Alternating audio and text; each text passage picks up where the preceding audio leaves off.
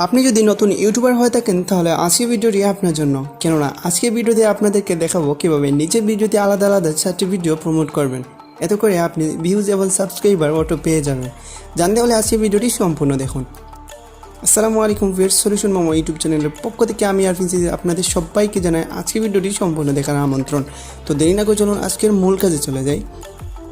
তো সর্বপ্রথম আপনি চলে যাবেন আপনার যে কোনো একটি ব্রাউজারে, এবার সার্চ বারে টাইপ করবেন www.youtube.com। এবার এখানে থাকা 3 ডট মেনুতে ক্লিক করুন। এখন স্ক্রল করে একটু নিচে চলে আসুন। এবার এখানে থাকা ডেস্কটপ এটিকে টিকমার্ক করে দিন, তাহলে আপনার পেজটি ডেস্কটপ মোডে ওপেন হবে। এবার আপনার চ্যানেলে চলে যান, অথবা এখান থেকে ইউটিউব স্টুডিওতে চলে আসুন।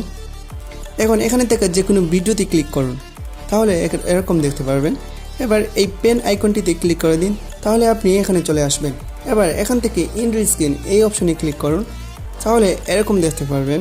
এবার এখানে অনেকগুলো ফ্রেম দেখতে পাচ্ছেন, আপনি চাইলে এই ফ্রেমগুলো ব্যবহার করতে পারবেন, অথবা এখানে থাকা এলিমেন্ট অপশন থেকে প্রয়োজনীয় এলিমেন্ট অ্যাড করতে পারবেন। আপনি মোট 4টি এলিমেন্ট অ্যাড করতে পারবেন, আর এই 4টি এলিমেন্টের মধ্যে একটি এলিমেন্ট সাবস্ক্রাইব আইকন রাখবেন। তো সাবস্ক্রাইব আইকন অ্যাড করার জন্য এখানে ক্লিক করুন।